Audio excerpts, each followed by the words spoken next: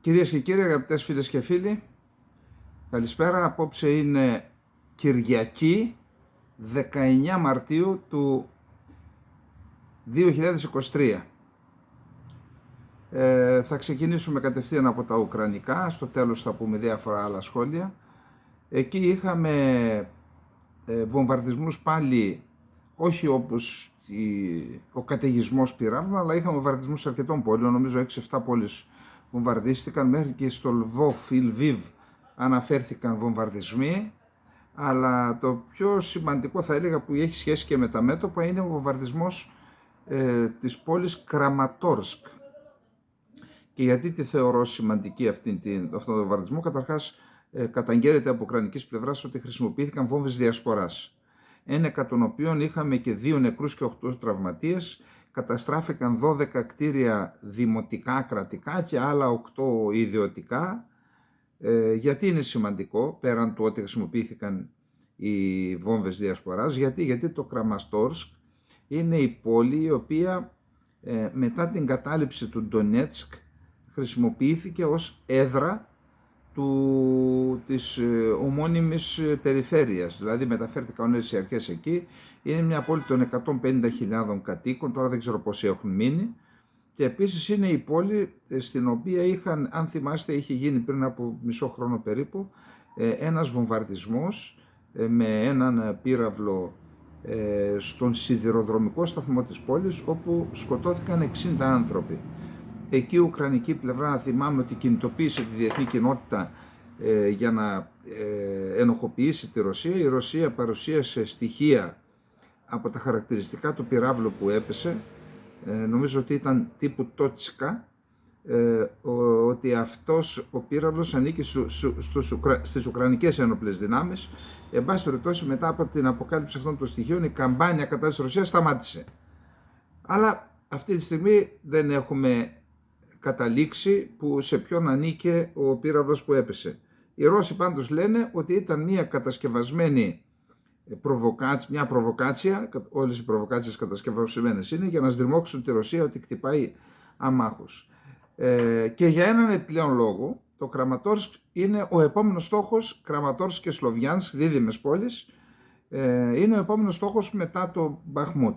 Πάντως να πούμε ότι στο Μπαχμούτ έγιναν 2 μικρής κλίμακας αντεπιθέσεις των Ουκρανών, ανακατέλαβαν κάποιες θέσεις, είδα κάποιους χάρτες από ουκρανικές πηγές, άρα εκεί υπάρχει ακόμα δυναμική. Δεν είναι υποπαράδοση η πόλη όπως αναφέρθηκε τις προηγούμενες μέρες.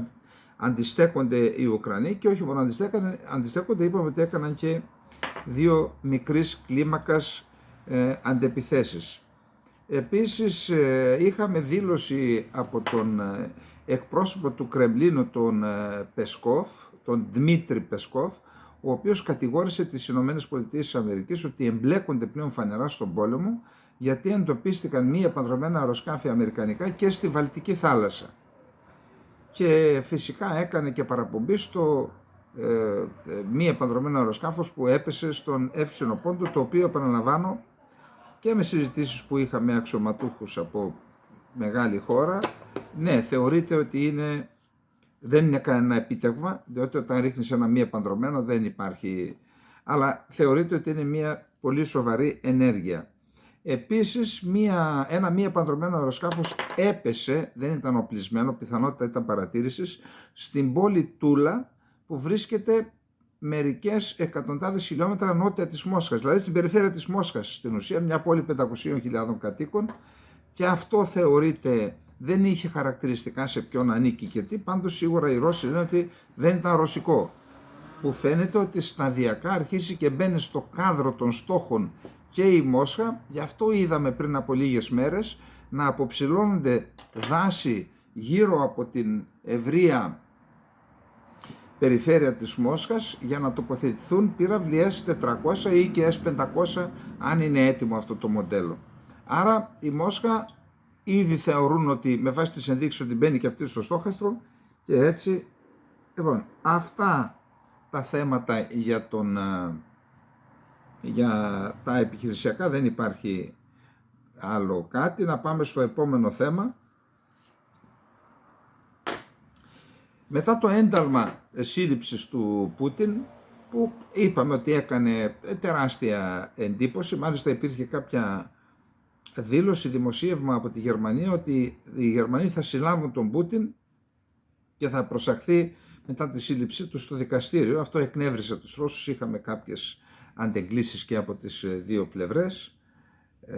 Δεν μπόρεσα να το ερευνήσω περισσότερο το θέμα, απλά να πω ότι ο Πούτιν χθες επισκέφθηκε την Ταυρίδα, νομίζω ότι το είπαμε για χθες το βράδυ, ήταν επίσκεψη επευκαιρία της επετείου, της επετείου, ναι, από τότε που η Κριμαία προσαρτήθηκε ή ενσωματώθηκε, από όποια πλευρά το λέει κάποιος, δηλαδή οι Ουκρανοί λένε προσαρτήθηκε, οι Ρώσοι λένε ενσωματώθηκε, ή ξαναγύρισε στην επικράτεια της Ρωσίας, γιατί ήταν ρωσικό έδαφος που το δώσαν ένα βράδυ ο Γενικός Γραμματέας του Κομμουνιστικού Κόμματος της Σοβιετικής Ένωσης και πρόεδρος της Σοβιετικής Ένωσης, ο Χρουτσόφ, το βράδυ των γενεθλίων του το δώρισε στην Ουκρανία. Αυτοί θεωρούν ότι απλά το ξαναπήραν πίσω. Εν πάση περιπτώσει, πήγε εκεί, είδα κάποια βίντεο που έκανε κάποιες επιθεωρήσεις σε σχολεία και τα λοιπά, και η έκπληξη ήταν ότι το βράδυ επισκέφθηκε τη Μαριούπολη.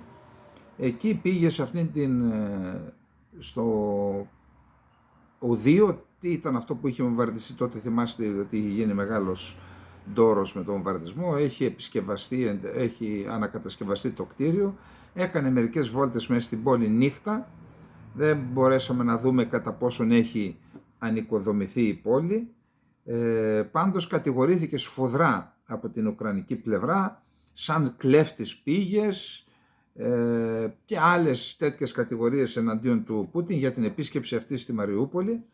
Πάντως ο Πούτιν, αφού βγήκε το ένταλμα, έδωσε μια συνέντευξη στον τηλεοπτικό σταθμό Ρώσια 1. Είπε διάφορα, μίλησε για την υπεροχή την οπλική της Ρωσίας. Λέει, πράγματι πρέπει να κάνουμε πολλά, ας πούμε για την ανάπτυξη των χερσαίων δυνάμεων, αλλά τότε το 2014 δεν υπήρχαν υπερηχητικά όπλα τα οποία υπάρχουν τώρα. Ναι, στην πραγματικότητα δεν τα χρησιμοποιούμε, αλλά τα έχουμε. Καταλαβαίνετε, υπάρχουν και άλλα συστήματα εχμής, αν και το 2014 δεν υπήρχε τίποτα τέτοιο. Εννοεί οπλικά συστήματα εχμής. Αυτό να πούμε, είναι ένα επιχείρημα που το βλέπω να κινείται πολύ στα μέσα κοινωνικής δικτύωσης από ανθρώπους οι οποίοι βρίσκονται στην πλευρά της Ρωσίας και λένε δεν ξέρετε τι έχει στα χέρια της η Ρωσία, ότι μπορεί να καταστρέψει την Ουκρανία όποτε θέλει. Μέχρι στιγμής πάντως ένα όπλο είδαμε, το υπερηχητικό, το Κιντζάλ, το οποίο ομολογούν και οι Ουκρανοί ότι δεν μπορούν να το καταρρύψουν. Τώρα τι άλλα συστήματα οπλικά εχμής έχουν δεν ξέρω, ούτε έχω δει κάποιο σχετικό δημοσίευμα για να μας διαφωτίσει. Ερωτηθείς αν έπρεπε να είχε αρχίσει η ειδική επιχείρηση το 2014, τόνισε ότι η πραγματικότητα έχει αλλάξει από τότε και έκανε λόγο για διαφορετικές συγκυρίες. Αναφορικά με την προσάρτηση της Κριμαίας, ο Πούτιν υπογράμμισε ότι η Ρωσία δεν θα μπορούσε να είναι αδιάφορη στο δράμα των κατοίκων της περιοχής που από το 2014 είναι αντιμέτωποι με τους Ουκρανούς Ναζί. Η Ρωσία υπέθεσε ότι θα ήταν δυνατόν να επιληθεί η κατάσταση με την Ουκρανία ειρηνικά, χωρίς να υπάρχει ένοπλη αντιπαράθεση. Συνεχίζοντας είπε, υποθέσαμε ότι θα μπορούσαμε να λύσουμε την κατάσταση απολύτως ειρηνικά. Ποτέ δεν είχαμε καμία βιασύνη για οποιαδήποτε αντιπαράθεση, επισήμανε ο Ρώσος πρόεδρος. Αυτά δεν γίνονται ούτε στον χειρότερο πόλεμο. Δεν τα κάνουν οι κανονικοί άνθρωποι, δήλωσε ο Ρώσος πρόεδρος κατά την ενημέρωσή του στη Μαριούπολη, όπου μετέβη μετά την επίσκεψη στην Κριμαία την ημέρα της 9ης επετείου από την επανένωση της Χερσονήσου με τη Ρωσία. Σύμφωνα με όσα μετέδωσαν ρωσικά κρατικά μέσα ενημέρωσης, αναφερόμενα στο πρώτο από την αρχή του πολέμου ταξίδι του ηγέτη του Κρεμλίνου στα κατεχόμενα από τη Ρωσία εδάφη της Ουκρανικής περιφέρειας του Ντονμπάς, ο Πούτιν πραγματοποίησε ευνηδιαστική επίσκεψη στην Μαριούπολη, της οποίας η κατάληψη τον Μάιο, έπειτα από μία από τις πιο μακροχρόνιες και πολύνεκρες μάχες του πολέμου, ήταν η πρώτη μείζον νίκη της Ρωσίας μετά την αποτυχία της να καταλάβει το Κίεβο. Η περιοδεία του Ρώσου Προέδρου έρχεται μόλις λίγα 24 ώρα μετά την έκδοση εντάλματος σύλληψης από το Διεθνές Ποινικό Δικαστήριο εις βάρος του, ενώ εν το μέσω ισχυρών ρωσικών βομβαρδισμών σε όλες τις εμπόλεμες ζώνες της Ουκρανίας, ενώ ο Ουκρανός πρόεδρος Βολοντιμίρ Ζελένσκι δέχεται τις πιέσεις των ΗΠΑ να αντεπιτεθεί την ώρα που ακόμη αναμένει μια στρατιωτική βοήθεια η οποία δεν έρχεται, γεγονός που τον έχει φέρει σε τόσο δεινή θέση ώστε σύμφωνα με τον Αμερικανό πρώην επιθεωρητή του ΟΗΕ Σκοτ Ρίτερ θα τον σκοτώσει ο ίδιος το στρατός και μάλιστα ο χρόνος μετράει αντίστροφα. Λοιπόν, αυτό ήταν το θέμα της επίσκεψης του Πούτιν κυρίως στη Μαριούπολη που εξόργησε την ουκρανική πλευρά. Πάντως υπάρχει ένα θέμα, οι Ουκρανικές ενόπλες δυνάμεις όντως και να είχαν τα όπλα δεν μπορούν ακόμη να αντεπιτεθούν, γιατί είπαμε ότι για να κάνεις μια αντεπίθεση θα πρέπει να έχεις τη δυνατότητα να βγεις έξω από τους οδικούς άξονες, να αναπτυχθείς το έδαφος στην Ουκρανία. Είπαμε ότι είναι αναπεπταμένο, έχει πολλά υδάτινα κολλήματα αλλά είναι αναπεπταμένο. Τώρα όμως που λιώνουν οι πάγοι, το έδαφος δεν είναι αρματικό, δεν είναι βατό για άρματα και τεθωρακισμένα οχήματα. Περιμένουν, όπως είπαμε, τα μέσα του Απριλίου και αν τότε έχουν συγκροτηθεί οι τεθωρακισμένες ταξιαρχίες και οι μηχανοκίνητες ταξιαρχίες και έχουν και τα οπλικά συστήματα και τα πυρομαχικά που ζητάει επιμόνως η ουκρανική πλευρά. Θυμάστε, χθες βράδυ είπαμε ότι 3 ανώτατοι Ουκρανοί αξιωματούχοι συνομιλούσαν με ομολόγους τους στην Αμερική και κάποια στιγμή στο τέλος μπήκε και ο ίδιος ο Ζελένσκι στην συζήτηση και τόνισε την ανάγκη να σταλούν πυρομαχικά και όπλα για να αρχίσει η αντεπίθεση. Λοιπόν, πάμε στο επόμενο θέμα μας. Νομίζω ότι είναι από τα πιο σοβαρά θέματα.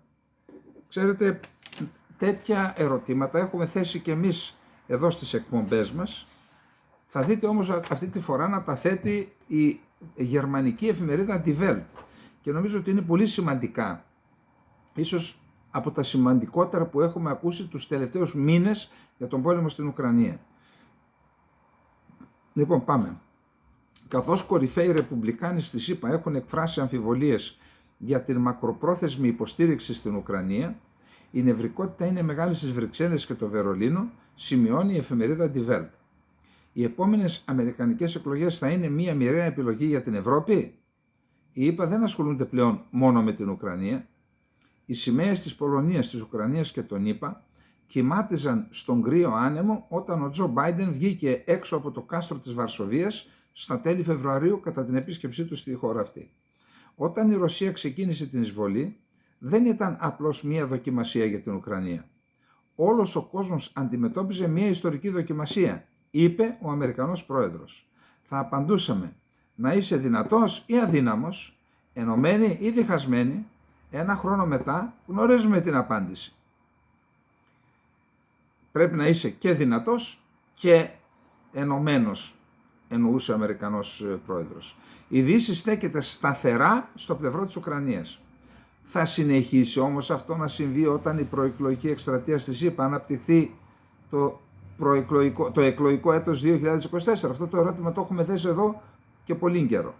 Στα μέσα αυτής της εβδομάδας υπήρξε μια πρόγευση της κατεύθυνσης προς την οποία θα μπορούσε σύντομα να εξελιχθεί η συζήτηση. Η βοήθεια της Ουκρανίας εναντίον του Πούτιν δεν είναι κεντρικό εθνικό συμφέρον, δήλωσε ο Ρον Ντεσάντις, κυβερνήτης της Φλόριντα και φαβορί όχι μόνο για την προεδρική υποψηφιότητα των Ρεπουμπλικάνων, αλλά και για να κερδίσει τις εκλογές. Άνθρωποι φίλοι μου στην Αμερική μου λένε ότι έχει τρομερή δημοφιλία, γιατί ότι ως κυβερνήτης της Φλόριντα την κυβέρνησε καλά, είχε πολύ καλά αποτελέσματα, είχε μια πολύ καλή προβολή. Αυτό προβάλλεται στον τρόπο με τον οποίο θα διοίκησε ολόκληρη την Αμερική, εννοώ για εσωτερικά θέματα, και επιλέγουν αυτόν αντί τον Πομπέο, που θα μπορούσε ο άνθρωπος αυτός με τεράστια εμπειρία στα γεωπολιτικά και στην εξωτερική πολιτική θα μπορούσε να είναι ένας καλός πρόεδρος. Όχι, λένε, τον Ντεσάντις. Ο Ντεσάντις περιέγραψε την εισβολή της Ρωσίας σε ένα κυρίαρχο γείτονα ως εδαφική διαμάχη. Και όχι εισβολή, εδαφική διαμάχη. Την ίδια γραμμή ακολουθεί και ο εσωκομματικός ανταγωνιστής του Ντόναλντ Τραμπ. Για τη χώρα του, ο αγώνας κατά της Ρωσίας δεν είναι στρατηγικό συμφέρον, αλλά για την Ευρώπη είναι αυτό. Αυτός είναι ο λόγος για τον οποίο η Ευρώπη πρέπει να πληρώσει πολύ περισσότερα από ό,τι εμείς ή τουλάχιστον τόσο πολύ όσο εμείς. Τέτοιες δηλώσεις κάνουν την Ευρώπη και τη Γερμανία όλο και πιο νευρικές για τη δική τους ασφάλεια. Βρυξέλλες και Βερολίνο αναρωτιούνται, η Διατλαντική Συμμαχία κρατάει τη Μόσχα? Στην Ουάσιγκτον το ερώτημα αυτό τίθεται εξίσου επιγόντως. Σε αυτές τις μέρες του Μαρτίου η πρώτη ανοιξιάτικη ζεστασιά μπορεί να γίνει αισθητή στην Αμερικάνικη πρωτεύουσα. Μετά τη μακρά εποχή των παγετώνων του COVID, η πόλη ζωντανεύει. Ξανά, δημοσιογράφοι και εκπρόσωποι του πολιτικού κατεστημένου συναντιούνται και πάλι μετά τη δουλειά στα μπαρ γύρω από το Λευκό Οίκο. Η υποστήριξη για την Ουκρανία είναι πολύ ισχυρή μεταξύ των Αμερικανών και εξακολουθεί να είναι, δήλωσε κυβερνητικός αξιωματούχος που μίλησε υπό τον όρο της ανωνυμίας και προσθέτει χαρακτηριστικά, τουλάχιστον μέχρι την επόμενη άνοιξη. Πάμε δηλαδή για την άνοιξη του 2024. Μια παραδοχή που σε κάνει να κάθεσαι και να προσέχεις από πολλές απόψεις. Οι αμερικανικές εκλογές του επόμενου έτους θα είναι μια μοιραία επιλογή για την Ευρώπη και για την Γερμανία ειδικότερα. Το αν το κλείδωμα των συμμάχων που επικαλείται ο Όλαφ Σόλτς παραμένει σε ρυθμό εξαρτάται πρώτα απ' όλα από την αναμενόμενη δυναμική που θα πυροδοτήσει η εκστρατεία για το Λευκό Οίκο. Αν, για παράδειγμα, ο Ντόναλντ Τραμπ κατηγορήσει προβλέψιμα τους δημοκρατικούς ότι σπαταλούν τα χρήματα των Αμερικανών φορολογουμένων για την ασφάλεια της Ευρώπης.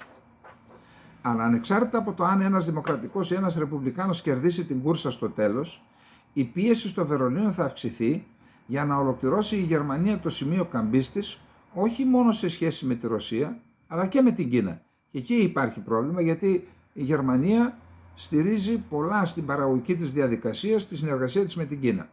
Στην Ουάσιγκτον δεν αφορά πλέον μόνο τη στρατηγική αυτονομία της Ευρώπης ή τον στόχο 2% του ΝΑΤΟ. Το Λονδίνο το γνωρίζει ήδη πολύ καλά αυτό. Η κυβέρνηση των ΗΠΑ έχει αποδείξει τους τελευταίους 12 μήνες ότι βρίσκεται πλήρως πίσω από την διατλαντική αρχιτεκτονική ασφάλειας. Σε αντάλλαγμα, θέλει να δει χώρες όπως η Γερμανία, η Μεγάλη Βρετανία, πρόθυμες να συμπλεύσουν ανατολικά του Σουέζ, δηλαδή να πάμε μέχρι την Κίνα μαζί, εναντίον. Για να μοιραστούμε την κατανόηση του τι είναι το ελεύθερο εμπόριο και μια διεθνής τάξη βασισμένη σε κανόνες, δήλωσε ο James Heappey, υπουργός εξωτερικών στο Βρετανικό Υπουργείο Άμυνας, στην Welt am Sonntag. Ο πόλεμος υπεύθυνος εξωτερικών υποθέσεων, ο πόλεμος στην Ουκρανία και η αντιπαράθεση με την Κίνα είναι μαζί, σύμφωνα με τους συντηρητικούς. Η Ουάσιγκτον θέλει να δει τους συμμάχους της στο πλευρό της, στον Ινδικό και Ειρηνικό ωκεανό, σε αντάλλαγμα παραμένει δεσμευμένη στην Ευρώπη και το ΝΑΤΟ. Δηλαδή λέει, για να συνεχίσω να είμαι μαζί σας σε αυτόν τον πόλεμο που αφορά εσάς εναντίον της Ρωσίας, θα είστε κι εσείς μαζί μου ανατολικά του Σουέζ, Ινδικό και Ειρηνικό ωκεανό, βασικά εναντίον της Κίνας. Οι Βρετανοί έχουν ήδη ταχθεί στεναρά στο πλευρό της Ουάσιγκτον στο ζήτημα της Κίνας. Τη Δευτέρα, ο Υπουργός Ρίση Σουνάκ συναντήθηκε με τον Biden και τον Αυστραλό Πρωθυπουργό Άντονι Αλμπανέζε στο Σαν Ντιέγκο της Καλιφόρνια. Η τριάδα παρουσίασε την πρώτη εφαρμογή της συνεργασίας τους στον τομέα της ασφάλειας AUKUS, που ολοκληρώθηκε τον Σεπτέμβριο του 2021 και συμφώνησε για την από κοινού κατασκευή πυρηνοκίνητων υποβρυχίων για τον Ινδικό Ειρηνικό ωκεανό. Οι υπηρετικοί Ευρωπαίοι από την άλλη πλευρά είναι απρόθυμοι να βγάλουν συμπεράσματα από την ανακοίνωση που έγινε στην τελευταία Σύνοδο Κορυφής του ΝΑΤΟ στη Μαδρίτη, ότι η Κίνα είναι μια συστημική πρόκληση για τη Δύση. Δηλαδή, συγγνώμη, την υπέγραψαν την ανακοίνωση, τώρα ακόμα ψάχνουν να βρουν συμπεράσματα. Τα συμπεράσματα τα βάζεις πριν υπογράψεις. Νομίζω. Στην Ουάσιγκτον, εν τω μεταξύ, εκτός και αν υπογράφουν ό,τι τους βάζουν μπροστά τους, γιατί και αυτό γίνεται και όχι μόνο εκεί και αλλού. Ονόματα δεν λέμε, υπολείψεις δεν θίγουμε. Στην Ουάσιγκτον, εν τω μεταξύ, οι παρατηρητές συμβουλεύουν να μην υπερεκτιμηθούν τα ηχηρά συνθήματα του Ντεσάντης.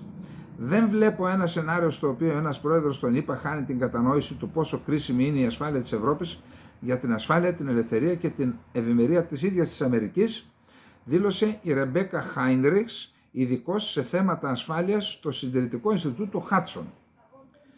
Αντίθετα, πρέπει να δοθεί προσοχή στους κορυφαίους ρεπουμπλικάνους που συζητούν ταχύτερη και ισχυρότερη στρατιωτική βοήθεια στην Ουκρανία. Η σταδιακή αύξηση του Biden εμποδίζει το Κιέβο να φτάσει ακόμη και σε ένα σημείο όπου θα μπορούσε να εξετάσει το ενδεχόμενο κατάπαυσης του πυρός ή διαπραγματεύσεων. Αυτό οφείλεται επίσης στο γεγονός ότι η Αμερικανική κυβέρνηση είναι υπερβολικά ανήσυχη να κρατήσει τη συμμαχία ενωμένη και να λάβει υπόψη τη θέση της Γερμανίας, δήλωσε ο Χάινριχς. Πριν από λίγες εβδομάδες, γερμανικοί πολιτικοί κατάφεραν να πείσουν τους εαυτούς τους ότι το κόμμα του Ρόναλντ Ρέιγκαν δεν έχει περάσει εντελώς την απομόνωση. Το πρώτα η Αμερική.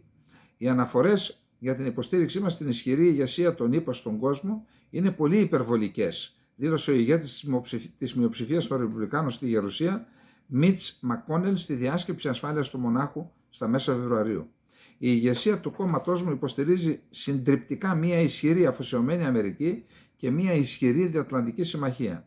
Μην κοιτάτε τόσο πολύ στο Twitter, κοιτάξτε στους ανθρώπους που βρίσκονται στην εξουσία. Εδώ λοιπόν υπάρχει προβληματισμός για το κατά πόσο οι ΗΠΑ θα συνεχίσουν να στηρίζουν τον πόλεμο της Ουκρανίας, γιατί όπως το έχουμε ξαναπεί, ότι αν δεν στηρίξουν οι ΗΠΑ, οι αντοχές της Ουκρανίας μπορούν να είναι από 1 έως 2 εβδομάδες πολέμου. Στη συνέχεια, άρα η Ευρώπη από μόνα της δεν μπορεί, γιατί όχι ότι δεν έχει δυνατότητες, αλλά έχει τα χαρακτηριστικά που ξέρετε, ο ένας τραβάει από εδώ, ο άλλος τραβάει από εκεί. Λοιπόν, πάμε στο επόμενο θέμα. Λοιπόν, ο Πολ Ιντών είναι ένας αρθογράφος στο Bloomberg. Ξέρει καλά την περιοχή μας και για θέματα ελληνικά έχει γράψει αρκετά εύστοχα άρθρα, για θέματα της Τουρκίας, της Κύπρου, της Μέσης Ανατολής. Το σημερινό το άρθρο στο Bloomberg έχει να κάνει με την πιθανότητα να αποκτήσει το Ιράν S-400 από τη Ρωσία μετά τη συμφωνία που φαίνεται ότι είναι πλέον δεν αμφισβητείται για προμήθεια 24 Σουχόι 35 Φλάνγκερ E από τη Ρωσία. Δηλαδή, λέει το άρθρο, θα διαβάσουμε ορισμένα κομμάτια του, ότι το Ιράν έχει αξιόλογη πρόοδο, έχει σημειώσει αξιόλογη πρόοδο στον τομέα της ανάπτυξης οπλικών συστημάτων. Μάλιστα λέει ότι ενώ είχε προμηθευτεί πριν λίγα χρόνια S-300, πυράβλους αντιπυραυλικό αντιαεροπορικό σύστημα από τη Ρωσία, πιθανότατα ακολουθώντας αντίστροφη μηχανική ή παίρνοντας και κάποια τεχνογνωσία από την Ρωσία, έχει κατασκευάσει, θα το δούμε ποιο είναι μετά, ένα οπλικό σύστημα, τέτοιο αντιπυραυλικό σύστημα, το οποίο λέει ότι έχει τα ίδια χαρακτηριστικά με τους S-300 και ότι αυτό το οπλικό σύστημα το έχει στείλει στην Δαμασκό, στη Συρία, να το εγκαταστήσουν η Συριακή πολεμική αεροπορία για να αντιμετωπίσει τις απειλές που προέρχονται κυρίως από το Ισραήλ. Και διερωτάται ο Πολ Ιντών εάν Σουχόι 35, που είναι ένα αεροσκάφος 4ης γενιάς, θεωρείται όμως ένα σύγχρονο αεροσκάφος και αξιόμαχο, έχει δοκιμαστεί σε πολέμους, στη Συρία το έχουμε δει πολλές φορές και τώρα στην Ουκρανία. Εάν λοιπόν η απόκτηση των Σουχόι 35 και των S-400, εάν αποκτήσει τελικά, δυσχεράνουν μια ενδεχόμενη επίθεση εναντίον των πυρηνικών σταθμών του Ιράν που θα διεξαχθεί από κοινό από τις ΗΠΑ και από το Ισραήλ. Για να δούμε τα βασικά στοιχεία αυτού του άρθρου, γιατί έχει πραγματικά κάποια ενδιαφέροντα. Λέει λοιπόν, είχε αναφέρει το Bloomberg, λέει νωρίτερα, αυτό το μήνα, ότι το Ιράν θέλει να αποκτήσει τους S-400 μετά τα 24 Σουχόι 35 Flanker E. Επικαλέστηκε αμερικανικές και ισραηλινές πηγές που δεν κατονόμασε, οι οποίες προειδοποιούσαν ότι μια τέτοια απόκτηση θα επιτάχυνε οποιαδήποτε απόφαση για ένα πλήγμα κατά το Ιράν. Δηλαδή πρέπει να χτυπήσουν το Ιράν τώρα προτού πάρει τους S-400. Μετέδωσε επίσης ότι θα χρειαστούν λιγότερα από 2 χρόνια για να γίνουν επιχειρησιακά έτοιμοι οι όποιοι Ιρανικοί S-400. Δηλαδή αν τους πάρει τώρα θέλει 2 χρόνια για να κατασκευαστούν, να έρθουν στο Ιράν και να γίνουν επιχειρησιακά έτοιμοι. Άρα σαν να λέει, αν δεν κάνετε τίποτα, κάντε αυτά τα 2 χρόνια. Ωστόσο, δεν έχει ακόμα φανεί αν η Ρωσία θα ικανοποιήσει τελικά ένα ιρανικό αίτημα για αυτά τα προηγμένα συστήματα. Ο Αντών Μαρντάσοφ, ανεξάρτητος Ρώσος αναλυτής και μελετητής του προγράμματος Συρίας του Ινστιτούτου Μέσης Ανατολής, σημείωσε ότι το νέο κύμα φημών σχετικά με μια ιρανική σύμβαση για τους S-400 συμπίπτει με τις φήμες για την ανάπτυξη προηγμένων ιρανικής κατασκευής συστημάτων αεράμινας από το Ιράν στη Συρία. Λέει λοιπόν ο Μαρντάσοφ. Φυσικά δεν μπορεί να αποκλειστεί ότι η Τεχεράνη όντως ζήτησε παραδόσεις S-400 από τη Ρωσία για την υποστήριξή της στον πόλεμο, για την υποστήριξη που της παρήχε στον πόλεμο στην Ουκρανία μέσω παραδόσεων μη επανδρομένων αεροσκαφών καμικάζι.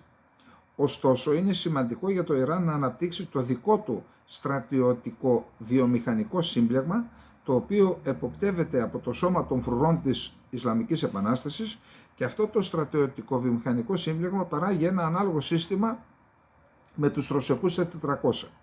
Τώρα, δύσκολο να το πιστέψει. Όχι, με τους ρωσικούς S-300. Ο Μαρντάσοφ σημείωσε ότι παρά την βαθύτερη συνεργασία των δύο χωρών που υποδηλώνουν οι αναφορές σχετικά με τους S-400 και την ανάπτυξη ιρανικών συστημάτων αεράμινας στη Συρία με σιωπηρή ρωσική συνένεση, το Ιράν και η Ρωσία δεν έχουν συνάψει μια πλήρη στρατιωτική συμμαχία. Τους S-300, λέει, τους πήρε το 2007 το Ιράν, αλλά έχει αναπτύξει δύο συστήματα αεράμινας ιρανικής κατασκευής, το Χορντάντ 15 και το Μπαβάρ 373. Ενώ καφιέται ότι το τελευταίο έχει δυνατότητες που μπορεί να προσεγγίσουν και αυτές των S-400. Δεν είναι το δύσκολο, το πιστεύω αυτό. Ακόμα και χωρίς τους S-400, οποιοδήποτε αμερικανική ή ισραηλινή επίθεση στις πυρηνικές εγκαταστάσεις του Ιράν θα πρέπει πρώτα να εκτιμήσει πώς να αποφύγει ή να καταστρέψει μια ήδη ισχυρή αεράμινα λόγω, προσέξτε, της ταχείας προόδου που έχει σημειώσει το Ιράν μέσα σε λίγα χρόνια. Εν πάση περιπτώσει, υπάρχουν και άλλα στοιχεία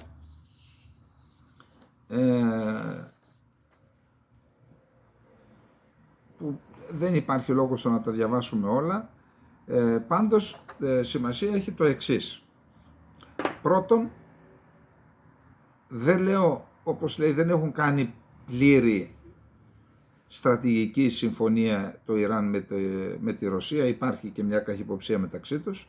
Πάντως έχουν γίνει βήματα και από αυτά τα βήματα έχει επωφεληθεί το Ιράν και έχει αναπτύξει μια αξιόλογη εγχώρια αμυντική βιομηχανία. Είδαμε να έχει ξεπεράσει την ίδια τη Ρωσία στα μη επανδρομένα αεροσκάφη αυτά τα ντρόν αυτοκτονίας. Επίσης είδαμε να αναπτύσσει δικά του πυραυλικά συστήματα. Νομίζω ότι πρόσφατα δοκίμασε ένα με 2.000 χιλιόμετρα, έτσι. Και φυσικά και τα αντιαεροπορικά που αναπτύσσει. Εδώ όλες οι χώρες που ανησυχούν για το μέλλον τους αυτοπροστατεύονται, με εξαίρεση μία. Όποιος τε βρει κερδίζει μια γκοφρέτα. Ποια είναι αυτή η μία? Λοιπόν, έχουμε πει τις τελευταίες μέρες ότι υπάρχει ένα σχέδιο από πλευράς της Ευρωπαϊκής Ένωσης, το οποίο δόθηκε στη Σερβία και στο Κωσυφοπαίδιο, και αυτό το σχέδιο είναι στην ουσία ένα σχέδιο μαστίγιου και καρότου ή καρότου και μαστίγιο, καρότου και μαστίγιου και προς τις δύο χώρες, που με δεδομένο ότι και οι δύο χώρες θέλουν να γίνουν μέλη της Ευρωπαϊκής Ένωσης, τους δίνει ορισμένα κίνητρα να προχωρήσουν προς τα εκεί, και όσο αυτή η διαδρομή, η παράλληλη διαδρομή από την Πρίστινα και το Βελιγράδι προς τις Βρυξέλλες συνεχίζεται, όποια χώρα δεν εφαρμόζει τη συμφωνία, αυτή θα σταματάει η διαδικασία, θα σταματούν οι βηματισμοί της προς την Ευρωπαϊκή Ένωση. Ο Βούσιτς βλέπουμε ότι πιέζεται, υπάρχει πιθανότατα στο εσωτερικό μια τάση φιλοευρωπαϊκή, που δεν είναι απαραίτητα, γιατί ξέρουμε ότι στην Σερβία υπάρχει έντονα φιλορωσικό αίσθημα. Αυτά τα δύο μπορεί και να μην είναι και συγκρόμενα, θέλουν να είναι και με τη Ρωσία και με την Ευρώπη, δεν ξέρω κατά πόσο εφικτό είναι αυτό. Εν πάση περιπτώσει, ο Βούτσιτς είπε: εγώ τη δέχομαι τη συμφωνία, αλλά δεν θα αναγνωρίσω ποτέ το Κωσυφοπαίδιο, γιατί είναι ένα ανυπόσιτο πράγμα. Δηλαδή τώρα συμφωνώ αλλά δεν υπογράφω. Αυτό δεν το κατάλαβα. Για να δούμε το ρεπορτάζ τώρα και από το Αθηναϊκό Πρακτορείο για το θέμα. Σήμερα ήταν, χθες και σήμερα ήταν η σύνοδος στην Οχρίδα, μια παραλιακή πόλη στη θάλασσα των Πρεσπών. Έχουμε εκεί μικρό ποτήρι για τις Πρέσπες πιο μετά. Ο πρόεδρος της Σερβίας Αλεξάντερ Βούτσιτς δήλωσε ότι αρνήθηκε να υπογράψει χθες στην Οχρίδα κάποια συμφωνία για την εξομάλυνση των σχέσεων με το Κωσυφοπαίδιο για λόγους αρχής.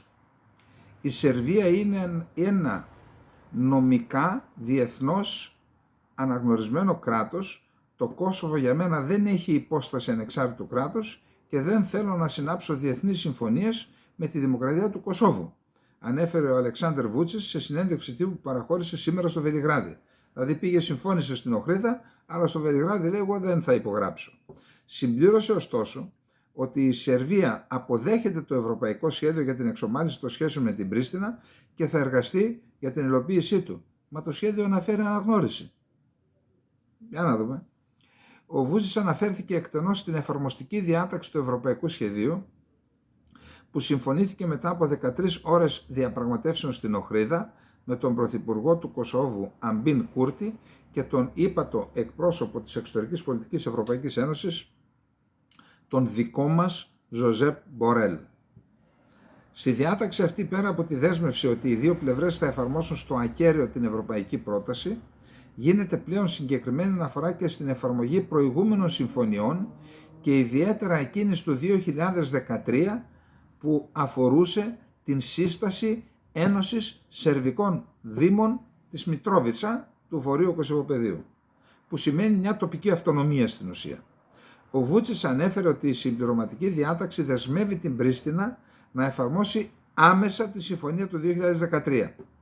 Επιπλέον, ορίζεται το χρονοδιάγραμμα για την υλοποίηση του σχεδίου εξομάλυνσης των σχέδιων Βελιγραδίου-Πρίστινας, όπου αναφέρεται ότι, προσέξτε, σε 30 ημέρες θα συστοθεί Επιτροπή Ελέγχου και Παρακολούθησης υπό την Προεδρία της Ευρωπαϊκής Ένωσης. Εδώ έχει, είπαμε πάνω στο τραπέζι, αυτή η Επιτροπή Ελέγχου θα έχει καρότο και μαστίγιο. Για κοιτάξτε. Επίσης αναφέρεται ότι σε 150 ημέρες θα διοργανωθεί μια διάσκεψη δωρητών για τη Σερβία και το Κωσυφοπαίδιο, αλλά επισημαίνεται ότι τα ποσά που θα συγκεντρωθούν θα είναι διαθέσιμα αφού το Βελιγράδι και η Πρίστινα ολοκληρώσουν την εφαρμογή του Ευρωπαϊκού Σχεδίου για την εξομάλυνση των σχέδιών τους. Το καρότο πάνω και το μαστίγιο. Το καρότο είναι τα δώρα. Ιδιαίτερη σημασία στοιχείο αποτελεί και η αναφορά στην ευρωπαϊκή πορεία της Σερβίας και του Κωσόβου, όπου λέγεται ότι θα αξιολογείται ξεχωριστά η κάθε πλευρά. Και αν διαπιστώνεται καθυστέρηση στην εφαρμογή του σχεδίου, θα αναστέλλεται η διαδικασία της ευρωπαϊκής ολοκλήρωσης για το μέρος εκείνο, για τη χώρα εκείνη που καθυστερεί. Σταματάμε. Εδώ είναι πάλι το μαστίγιο. Σημειώνεται ότι το Ευρωπαϊκό Σχέδιο για την εξομάλυνση των σχέσεων Βελιγραδίου-Πρίστινας παρουσιάστηκε από την Ευρωπαϊκή Ένωση στις 27 Φεβρουαρίου του τρέχοντος έτος και έγινε αποδεκτό και από τις δύο πλευρές. Το σχέδιο αυτό δεν ζητάει από τη Σερβία να αναγνωρίσει επίσημα το Κόσοβο ως ανεξάρτητο κράτος. Τη δεσμεύει ωστόσο, ήταν δικό μου λάθος στην αρχή, δεν τη ζητά, τη δεσμεύει ωστόσο να αποδεχθεί την εδαφική ακεραιότητά του και την κυριαρχία και να αναγνωρίσει τα σύμβολα και τα κρατικά έγγραφα του Κωσόβου. Προσέξτε τώρα και το κερασάκι στην τούρτα. Προβλέπει επίσης ότι το Βελιγράδι δεν θα αντιταχθεί στην ένταξη του Κωσόβου σε διεθνείς οργανισμούς. Αυτός ο όρος υπήρχε και στην ενδιάμεση συμφωνία που υπογράψαμε τη δεκαετία του 90 με τα Σκόπια, που μας δέσμευε να μην βάλουμε βέτο. Εμείς βάλαμε βέτο για το ΝΑΤΟ και τελικά παραβιάσαμε αυτή τη συμφωνία. Άρα οι νόρμες είναι ίδιες όταν πρόκειται να σε βάλουν στο ντορό και να σε πεσοκόψουν. Λοιπόν,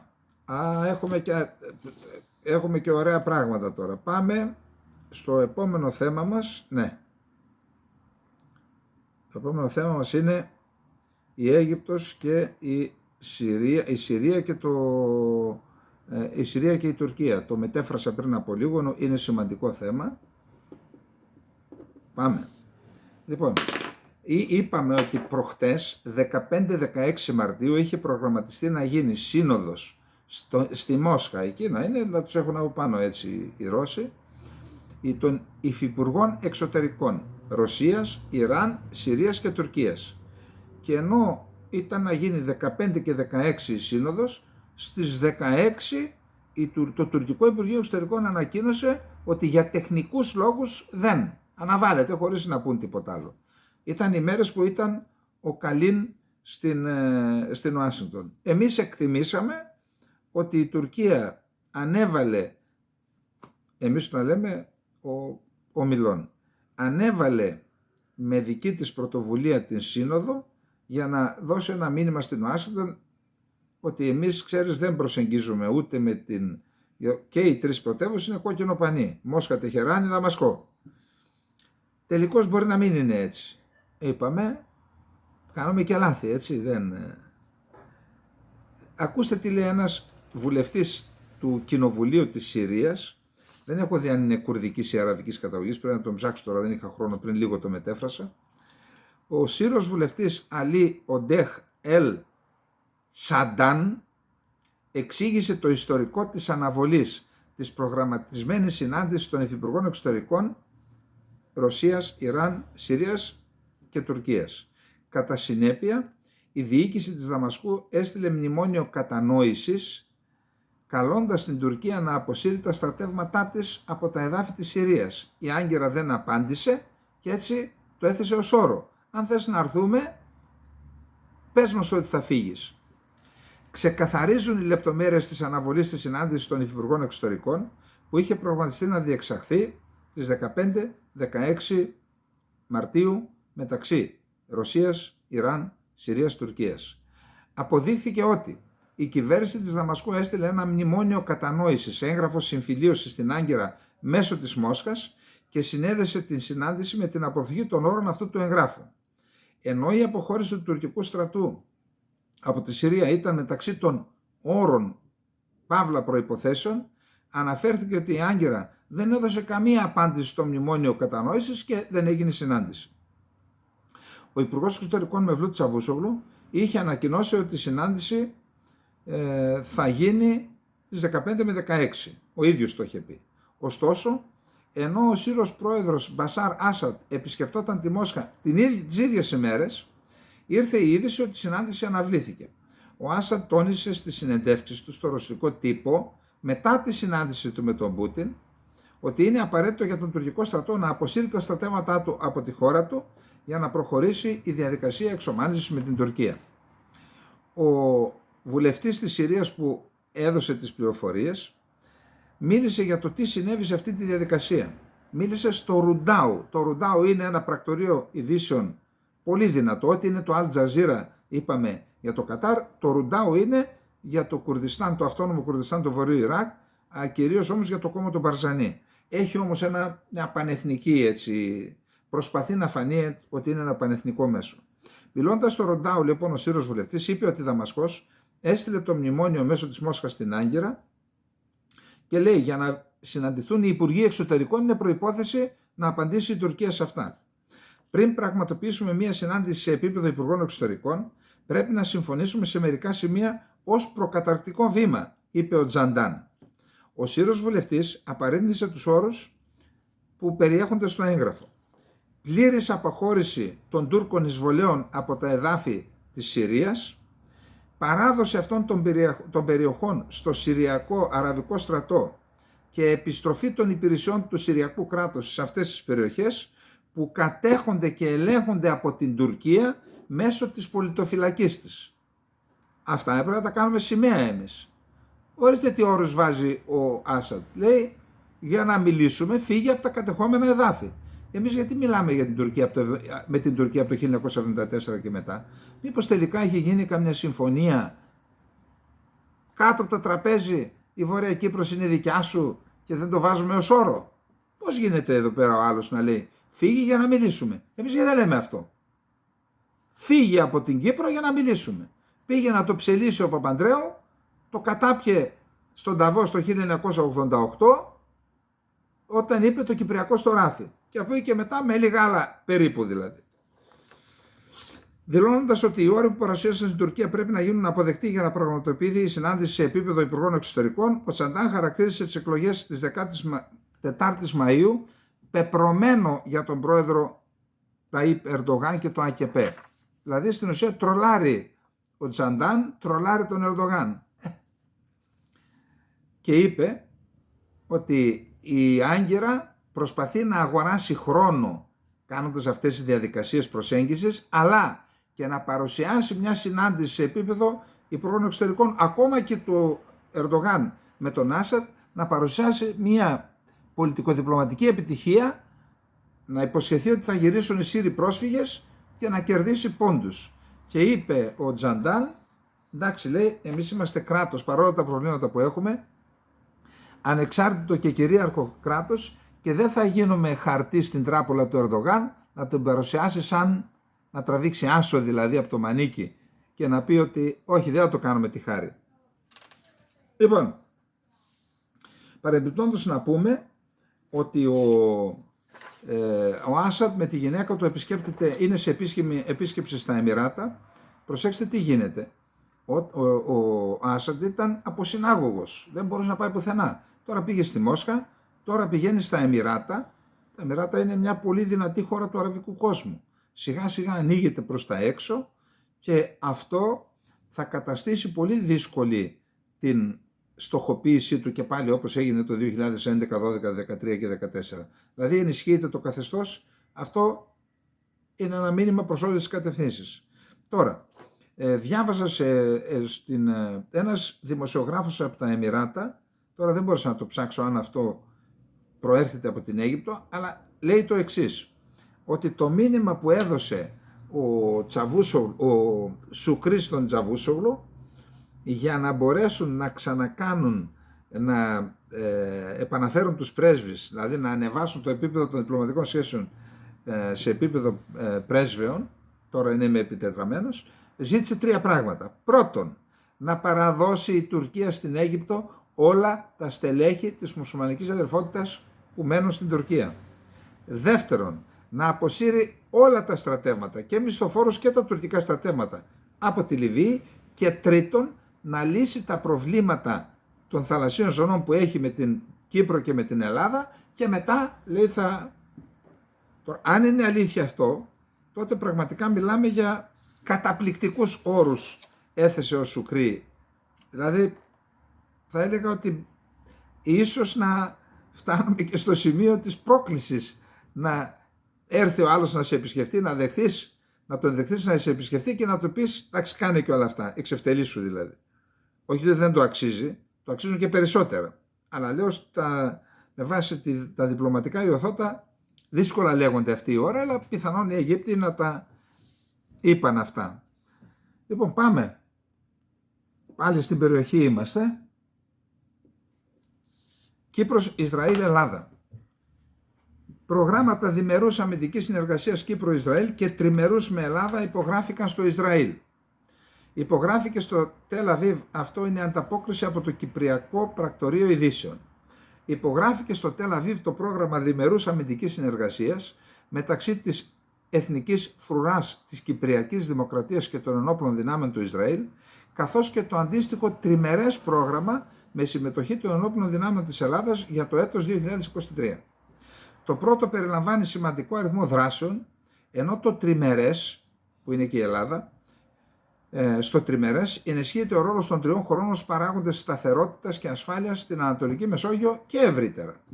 Σύμφωνα με ανακοίνωση του Υπουργείου Άμυνας της Κύπρου, η υπογραφή έγινε την Τετάρτη 15 Μαρτίου. Προηγήθηκαν διευρυμένες συνομιλίες μεταξύ των αντιπροσωπιών των χωρών, κατά τις οποίες έγινε ανασκόπηση της μέχρι τώρα διμερούς και στη συνέχεια τριμερούς συνεργασίας. Οι συνομιλίες επιβεβαίωσαν τη σημαντική πρόοδο που έχει επιτευχθεί στους υφιστάμενους τομείς συνεργασίας, ενώ έγινε και προκαταρκτική συζήτηση αναφορικά με επιπλέον τομείς κοινού ενδιαφέροντος, οι οποίοι θα ενταχθούν σε μελλοντικά προγράμματα. Επιπρόσθετα, αντιλάγησαν απόψεις και εκτιμήσεις σχετικά με τις προκλήσεις ασφάλειας στην ευρύτερη περιοχή της Ανατολικής Μεσογείου, αλλά και γενικότερα για το κλίμα ασφάλειας που διαμορφώνεται διεθνώς λόγω των γεωπολιτικών εξελίξεων. Το πρόγραμμα διμερούς αμυντικής συνεργασίας Κύπρο-Ισραήλ περιλαμβάνει σημαντικό αριθμό δράσεων οι οποίες θα πραγματοποιηθούν τόσο στο νησί της Κύπρου όσο και στο Ισραήλ, με τις οποίες ενισχύεται περαιτέρω η διμερή στρατιωτική συνεργασία. Παράλληλα, αποτελεί επιβεβαίωση της σταθερής αναβάθμισης της πολυμερούς και πολύπλευρης συνεργασίας μεταξύ των ενόπλων δυνάμεων των δύο χωρών, ιδιαίτερα κατά το έτος 2022, με την διεξαγωγή της μεγάλης κλίμακας διακλαδική άσκηση Αγαπίνορ και την άσκηση αεράμινας Ιάσον. Καλά, ο Ιάσονας ήταν ναυτικός. Τι, με τον αέρα πώς τον μπλέκουμε, ρε παιδιά.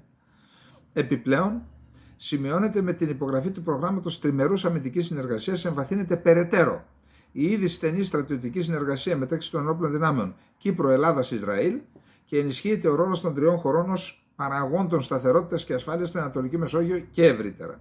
Σύμφωνα με το Υπουργείο Άμυνας της Κύπρου, τα παραπάνω προγράμματα εντάσσονται στο ευρύ πλέγμα διμερών και πολυμερών δράσεων που αναπτύσσει η Εθνική Φρουρά, με τις κατευθύνσεις του Υπουργείου Άμυνας και μεταξύ άλλων προβλέπουν τη διεξαγωγή κοινών ασχήσεων, εκπαιδεύσεων, ανταλλαγή εμπειρογνωμόνων και γνώσης σε εξειδικευμένα θέματα.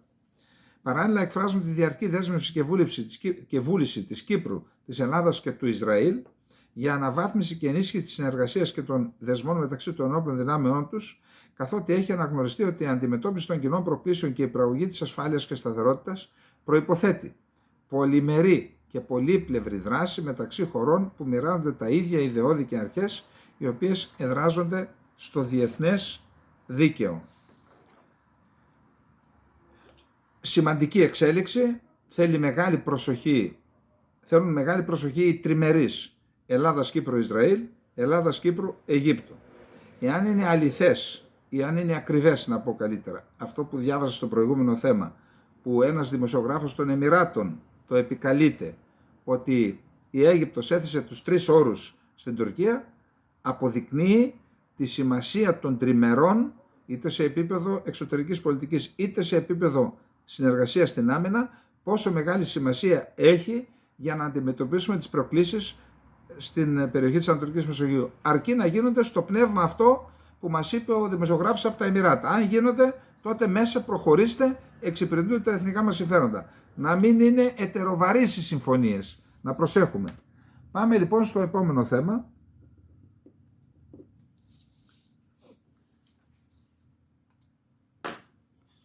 Έχουμε πει εδώ στις εκπομπές μας ότι περίπου πριν 1 μήνα και κάτι, το πρωτοδικείο της Φλόρινας έκανε δεκτή την επίσημη λειτουργία του Κέντρου Μακεδονικής Γλώσσας.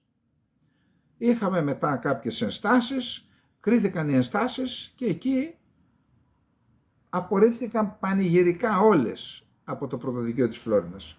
Για να δούμε το θέμα και μετά μπορούμε να σχολιάσουμε κάτι. Τώρα τι να σχολιάσεις, και τι να πεις. Είναι για να σχολιάζεις. Απορρίφθηκαν οι ενστάσεις της Αγγελίας Φλόρινας, της Περιφέρειας Μακεδονίας και πλήθους άλλων οργανώσεων.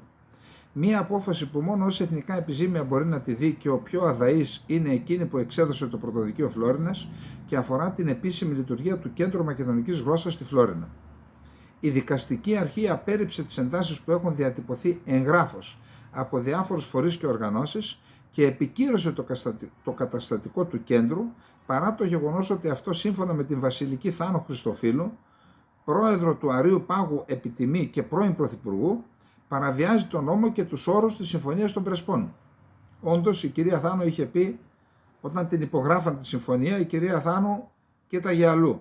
Τώρα εκ των υστέρων, κοιτάξτε να δεν μπαλώνεται αυτό το πράγμα. Ξεχάστε το. Σήμερα σκότωσαν τη Μακεδονία.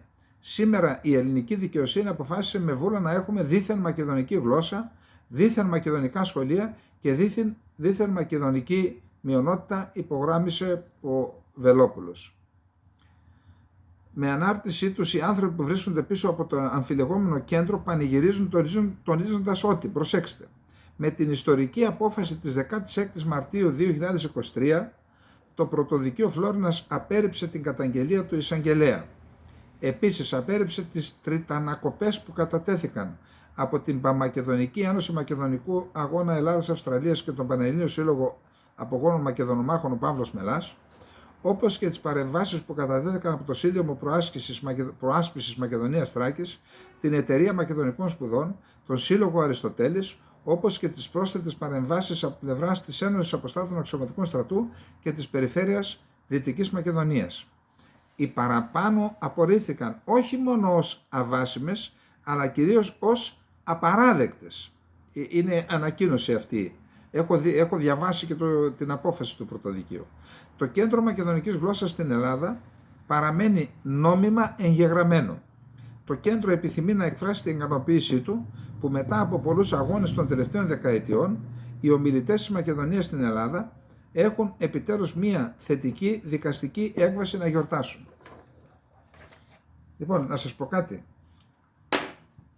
Όντως πιστεύει ο κύριος Τσίπρας και ο κύριος Κοτζιάς που υπέγραψαν αυτή τη συμφωνία και οι 151-152 όπως και ο κύριος Μαυροτάς, συνεργάτης τώρα του κύριου Μητσοτάκη, για να μην δουλευόμαστε, έτσι. Για να μην δουλευόμαστε, γιατί ορισμένοι μας είναι διάφορες ανοησίες, ότι ξέρετε δεν μπορούμε να την καταγγείλουμε, κάτι τέτοια. Γιατί αν την καταγγείλουμε, τότε θα αποδυναμωθεί η θέση μας στη συνθήκη της Λοζάνης. Συγγνώμη, ο κύριος Μαυροτάς, της εμπιστοσύνης του κύριου Μητσοτάκη, πιστεύει σήμερα ότι υπάρχει μακεδονική γλώσσα? Δηλαδή, θα πάτε να τρελάνετε τον κόσμο, τους γλωσσολόγους της ανθρωπότητας, τους ιστορικούς της ανθρωπότητας? Τι να τους πείτε δηλαδή?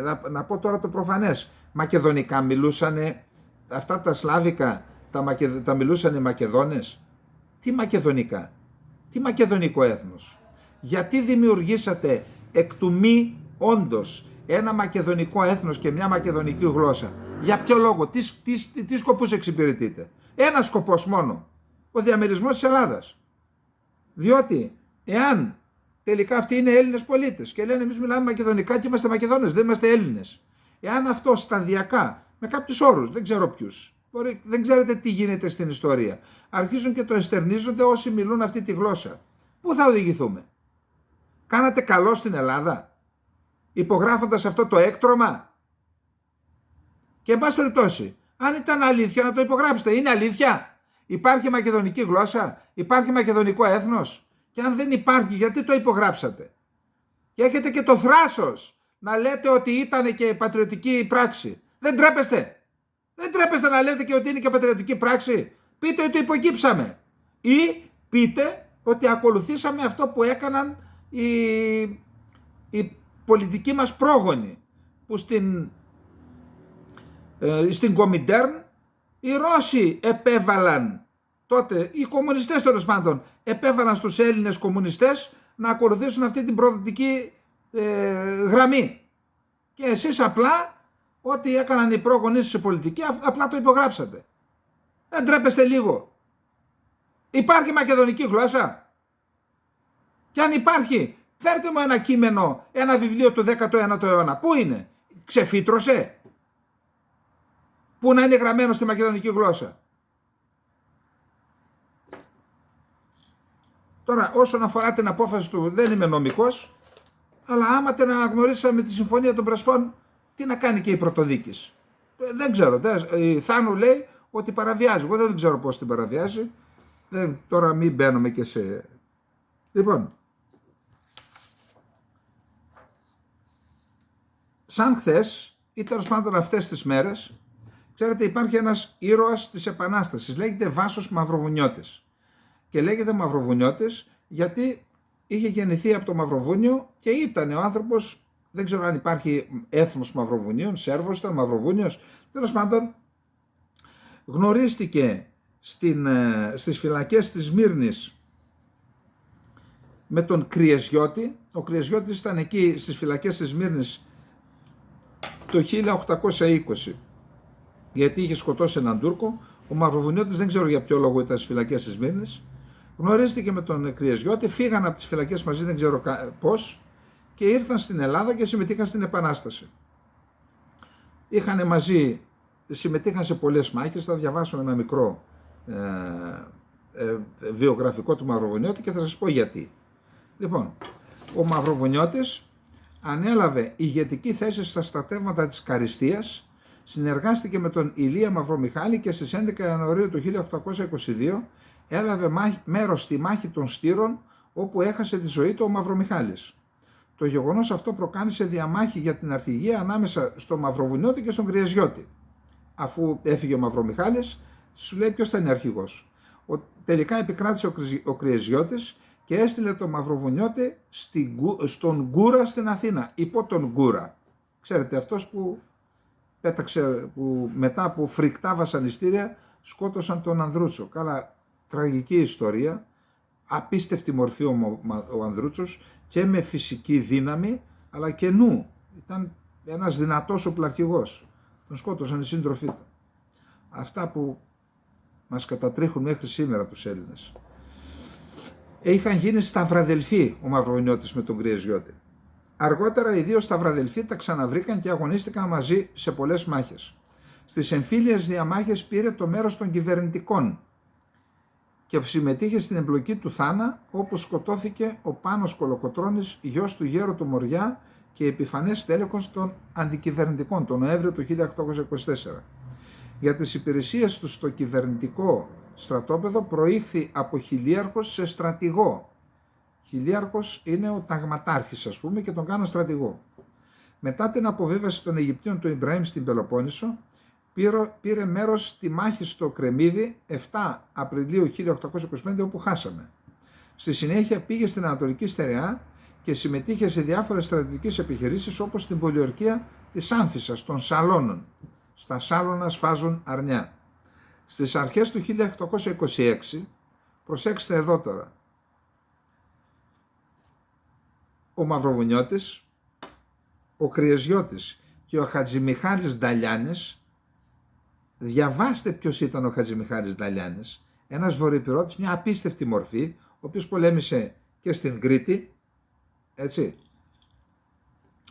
Λοιπόν, στις αρχές του 1821, σε συνεργασία με τον Κρυεζιώτη και τον Χατζημιχάλη Νταλιάνη, έκαναν εκστρατεία στο Λίβανο τέτοιες μέρες, το 1826, κράτησε περίπου ένα μήνα η εκστρατεία και είχαν ως σκοπό να συνεργαστούν με έναν εμμύρη της περιοχής των Μπεσίρ εναντίον των Οθωμανών, να επαναστατήσουν και να απελευθερώσουν το Λίβανο, όπου κατοικούσαν εκατοντάδες χιλιάδες ελληνορθόδοξοι Ρωμνοί, αυτοαποκαλούνταν ως Ρωμνοί, δηλαδή επεξέτειναν την Επανάσταση και στο Λίβανο. Λοιπόν, ξεκίνησαν από την Γκαία, εκεί ο Μαυροβουνιώτης ερωτεύτηκε την όμορφη Ελένη σύζυγο του Μιχαήλ Πάγκαλου, από την οικογένεια του και του δικτάτορα Πάγκαλου και του Θεόδωρου Πάγκαλου, και αφού την απήγαγε, τη γυναίκα του την εγκατέστησε στον πύργο του φίλου του Γιαννούλη στην Άνδρο. Η εκστρατεία στο Λίβανο είχε άδοξο τέλος, γιατί πήγαν λοιπόν εκεί και ο Μπεσίρ, βλέποντας μέτρησε τις δυνάμεις του, το φοβήθηκε ο άνθρωπος και είπε: παιδιά, εγώ δεν επαναστατώ. Μα οι δικοί μας πήγαν από την Ελλάδα μερικές εκατοντάδες άνθρωποι, τι να κάνουν. Τελικά κάθισαν στη Βηρητό, έκαναν και πλιάτσικο για να επιβιώσουν, τα πας κάπου και δεν σε υποστηρίζει, έκαναν πλιάτσικο, λαιλάτισαν τα περίχωρα της Βηρητού και επέστρεψαν άπρακτες στην Ελλάδα. Μόλις γύρισε ο Μαυροβουνιώτης, παντρεύτηκε την Ελένη και μετά ήταν νοσοκόμα η Ελένη στο σώμα του Καραϊσκάκη. Λοιπόν, αυτή ήταν η ιστορία του Μαυροβουνιώτη. Πραγματικά θεωρώ ότι ήταν και συγκινητικό, μαυροβούνιος ο άνθρωπος, αλλά έμπλεξε εδώ με τους Έλληνες επαναστάτες και πήγαν να απελευθερώσουν το Λίβανο, παρακαλώ. Γιατί εκεί υπήρχε ελληνισμός, ήταν η συνέχεια του Πατριαρχείου, ήταν το Πατριαρχείο της Αντιοχίας εκεί, η συνέχεια του ελληνισμού, του Αλεξανδρινού ή και του ελληνιστικού κόσμου, η οποία σιγά σιγά σβήνει. Και σας είπα, σας το έχω ξαναπεί, πήγα στο Πατριαρχείο της Αντιοχίας και είδαμε ότι εκεί η Ρωσία το έχει περικυκλώσει και σταδιακά το ελληνορθόδοξο Πατριαρχείο της Αντιοχίας αφελληνίζεται, αραβοποιείται και ρωσοποιείται. Λοιπόν, αυτό ήταν και το επόμενο θέμα μας και να πάμε τώρα στο επόμενο θέμα. Το επόμενο θέμα είναι 59 και 28. Λοιπόν, είδα σήμερα διάφορα διάφορες εικόνες Κυριακή σήμερα από τις εορτές, προκαταρκτικές εορτές του Νεβρόζ. Το Νεβρόζ είναι για τους λαούς της Ανατολής, αυτοί οι οποίοι είχαν ως θρησκεία τους τον Ζωροαστρισμό, δηλαδή χώρες, λαοί της Κεντρικής Ασίας, το Ιράν και οι Κούρδοι γιορτάζουν την 21η Μαρτίου ως πρώτη ημέρα του έτους, ημέρα του Νεβρόζ, ημέρα της Άνοιξης. Ιδιαίτερα οι Κούρδοι της Τουρκίας τη γιορτάζουν σαν ημέρα της εξέγερσης, της Επανάστασης, της Ελευθερίας. Όταν είχα πάει το 1992 στην Τουρκία, είχα πάει τέλη Φεβρουαρίου, μετά από ένα μήνα είδα έκπληκτο στην τηλεόραση, οι Κούρδοι είχαν καταλάβει το Τζίζρε και το Σίρνακ, είναι δύο πόλεις στα σύνορα με το Ιράκ, και για 2 μέρες το κράτος δεν υπήρχε, την είχαν καταλάβει οι εξεγερμένοι Κούρδοι. Και στη συνέχεια μπήκε ο στρατός και έγιναν τα επεισόδια, και έκτοτε το Νεβρόζ έχει γίνει μια συμβολική ημέρα. Σήμερα λοιπόν είδα στην Κωνσταντινούπολη εκατοντάδες χιλιάδες Κούρδοι, στην Κωνσταντινούπολη. Στην Κωνσταντινούπολη εκατοντάδες χιλιάδες Κούρδοι. Να πούμε ότι εκεί εκλέγουν, αν δεν κάνω λάθος, 12 βουλευτές. Ίσως είναι η μεγαλύτερη κουρδική πόλη, πιο μεγάλη και από το Διαρμπακύρ που είναι πιο πολυπληθής. Επίσης στο Βαν είδα εκατοντάδες χιλιάδες και στο Βαν, στο Μπάτμαν το ίδιο, στη Γιουξέκοβα, στο Μαρντίν, στη Σμύρνη, στην Άγκυρα, και στη Σμύρνη είχε αρκετές δεκάδες χιλιάδες. Πού θα γίνει το μεγάλο πανηγύρι? Θα γίνει στο Διαρμπακύρ, στο Αμέτ, την Αλεξανδρινή Άμυδα, τη Βυζαντινή Άμυδα. Εκεί θα γίνει η μεγάλη διαδήλωση, γιορτή της ελευθερίας για τους Κούρδους, και εκεί ο κουρδικός λαός θα δώσει ένα μήνυμα σε αυτούς που θέλουν να τον αφανίσουν. Τέλος πάντων, εδώ θα είμαστε. Αν θέλετε, ψάξτε στο Twitter Νεβρόζ και δείτε τις εικόνες για να αντιληφθείτε ότι η καταπίεση, οι φυλακίσεις, οι βιασμοί, το κάψιμο των χωριών δεν αποδίδει όταν ένας λαός είναι αποφασισμένος να επιβιώσει και να κερδίσει την ελευθερία του. Ένα μήνυμα για όλους μας είναι αυτό. Καληνύχτα, να είστε όλες και όλοι καλά.